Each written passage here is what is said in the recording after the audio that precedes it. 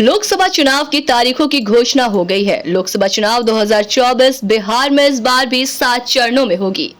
19 अप्रैल को पहले phase voting होगी और 4 जून को मतगणना होगी।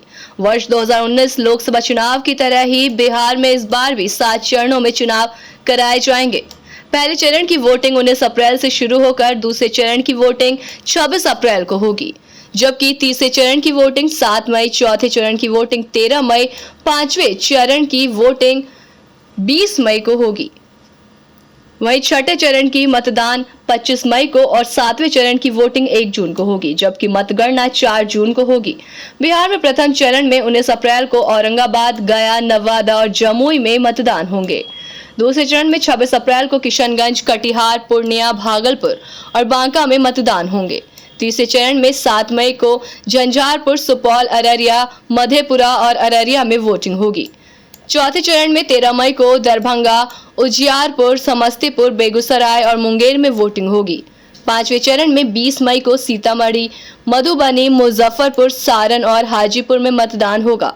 छठे चरण में 25 मई को वाल्मीकि नगर, पश्चिम चंपारण, पूर्वी चंपारण, शिवहर, वैशाली, गोपालगंज, सिवान और महाराजगंज में वोटिंग होगी। तो वहीं सातवें चरण में 1 मई को नालंदा, पटना साहिब, पाटलिपुत्र, आरा, बक्सर, सासाराम, काराकाट और जहानाबाद में वोटिंग होगी।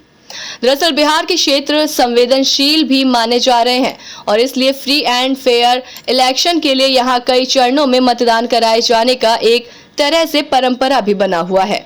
ऐसे में हम आपको बताते चले कि बिहार में वर्ष 2019 के लोकसभा चुनाव में किन क्षेत्रों में कितने चरणों में किन किन सीटों पर मतदान हुए। बिहार में लोकसभा चुनाव 2019 में 7 चरणों में मतदान हुए थे। फर्स्ट फेज का इलेक्शन 11 अप्रैल को था, जिसमें बिहार की 4 सीटों पर वोटिंग हुई थी। 18 अप्रैल को दूसरे चरण में बिहार की 5 सीटें शामिल थी। 23 अप्रैल को तीसरे चरण का मतदान हुआ था, जिसमें बिहार की 5 सीटों पर वोटिंग हुई थी। चौथे चरण में 29 अप्रैल को फिर बिहार की 5 सीटें थी। इसके बाद 6 मई को 5वें चरण का मतदान था, जिसमें फिर बिहार की 5 सीटों पर मतदान हुआ था। इसके बाद 12 मई को छठे चरण में बिहार की 8 सीटों पर वोट डाले थे, जबकि 7वां और अंतिम चरण का मतदान 19 मई को हुआ था। इसमें भी बिहार की 8 सीटों पर वोट डाले गए थे।